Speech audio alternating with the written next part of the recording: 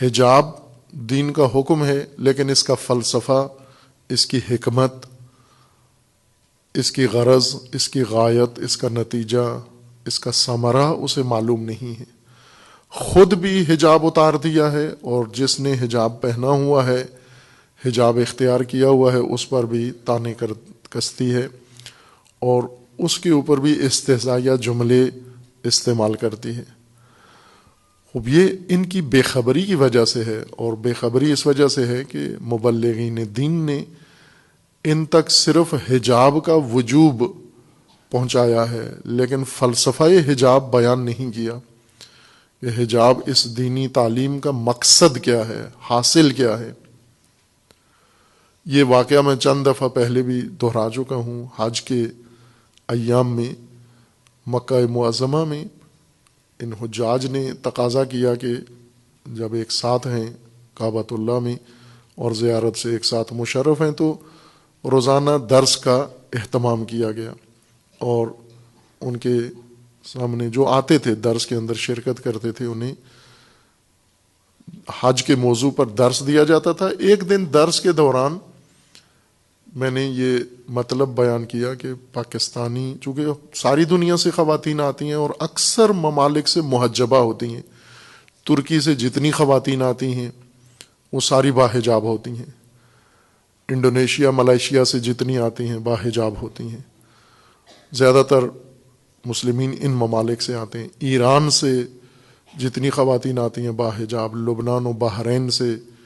سعودی عرب سے، حج کے اوپر جتنی خواتین آپ کو لگیں گی محجبہ لگیں گی۔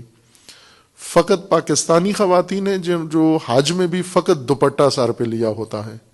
احترام، کعبہ کے احترام کے طور پر شلوار قمیض میں ہے اور دوپٹہ سر پہ ہے، اسی میں پورا حج کر جاتی ہیں۔ اب ظاہر ہے جب کعبہ آئی ہیں تو اس کا مطلب یہ ہے کہ دیندار خاتون ہیں،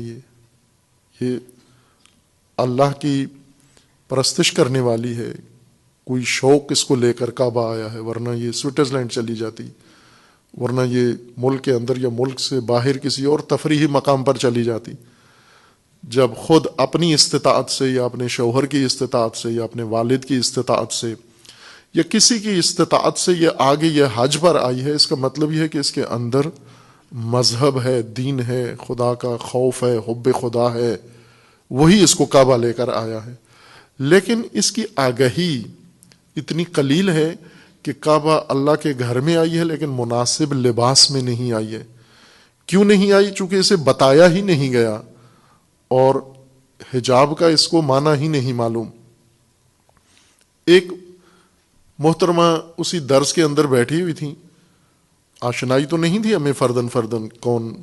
بیٹھا ہوا ہے، قافلے میں کون ہے اور درس میں کون بیٹھا ہوا ہے۔ باہر کیف انہوں نے وہ درس سنا، اور میں نے یہ بات کہہ دی کہ پاکستانی خواتین دیگر خواتین کی طرح جتنی حاجیہ آتی ہیں باقی دنیا سے اور محجبہ ہوتی ہیں، اے کاش ہمارے ملک و وطن کی خواتین بھی ان کی طرح باحجاب ہوتی، کعبہ میں کم از کم باحجاب ہوتی۔ انہیں بہت بری لگی یہ بات، ان محترمہ کو، اور درس کے بعد آ کر انہوں نے باقاعدہ اعتراض کیا، اور سخت الفاظ میں تند طریقے سے اعتراض کیا،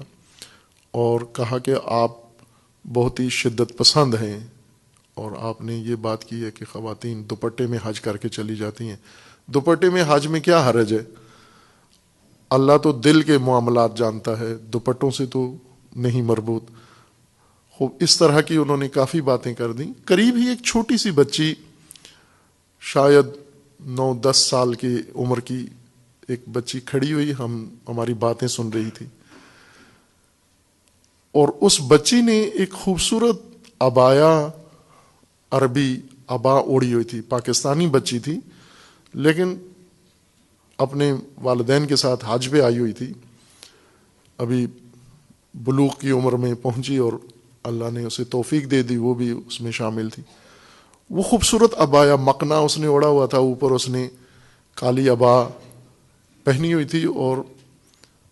ان محترمہ کی جب بات میں نے، مجھے معلوم نہیں تھا یہ کون ہے، بعد میں پتہ چلا کہ وہ کسی سیکرٹری یا وزیر کی زوجہ تھیں، ان کے میاں حکومتی اعلیٰ عہدے پر تھے اور یہ خود بھی تعلیم یافتہ تھیں، کسی عہدے پر فائز تھیں۔ باہر کیف انہیں بہت برا لگا یہ بات کہ آپ نے مکہ میں کیوں کہا کہ خواتین دوپٹے میں آتی ہیں پاکستانی. میں نے ان سے کہا کہ آپ حجاب آپ وہ استدلال کرنے لگیں کہ حجاب کی آیت بتائیں، حجاب کی روایت بتائیں. مجھے معلوم تھا اب یہ نہیں جانتی تو ان کے سامنے آیتیں اور روایتیں بے سود ہے. میں نے انہیں کہا کہ آپ چھوڑ دیں کہ اللہ نے حجاب کا کیا حکم دیا ہے، رسول اللہ نے کیا دیا ہے، شریعت میں اور فقہ میں کیا حکم ہے، اسے آپ رہنے دیں. مجھے صرف یہ اس سوال کا جواب دیں کہ اس وقت آپ پاکستانی شلوار قمیض میں ہیں اور سر پہ دوپٹہ ہے آپ کے. ظاہر دوپٹے میں سارا سر تو نہیں چھپتا، وہ خصوصاً جس طرح اڑتی ہیں عموماً خواتین دوپٹہ، تو وہ پورا حجاب بنتا ہی نہیں ہے، سر بھی ننگا، چہرہ بھی ننگا، گردن بھی ننگی. میں نے ان سے یہ عرض کیا کہ آپ مجھے یہ بتائیے کہ یہ چھوٹی سی بچی کھڑی ہوئی ہے حجاب کے ساتھ، آپ اتنی محترم خاتون ہیں، آپ مجھے یہ بتائیں کہ کون باوقار نظر آ رہا ہے؟ آپ باوقار لگ رہی ہیں اس لباس میں یا یہ بچی چھوٹی سی باوقار لگتی ہے؟ یہ سن کر پھر خاموش ہو گئیں، کچھ بھی نہیں کہا اور وہاں سے چلی گئیں. مجھے احساس ہوا کہ شاید اور برا لگا ان کو، پہلے بھی بہت بری لگی ان کو بات، اب مزید یہ تشبیہ یا یہ موازنہ اور برا لگا ان کو. وہاں سے چلی گئیں، اسی کاروان میں تھیں، لیکن اس کے بعد میں نے انہیں کہیں بھی دیکھا نہیں، دور دور رہتی تھیں، نہ درس میں آئیں نہ. آخر میں حج جب ہو گیا، ختم ہو گیا، منا کے آخری قیام منا کا آخری دن تھا ظاہراً، تو اس وقت وہ آئیں اور اسی طرح کی عبا میں ملبس تھیں جس طرح کی عبا اس چھوٹی بچی نے اڑی ہوئی تھی، اور کہا کہ میں آئی ہوں، حج ہو گیا ہے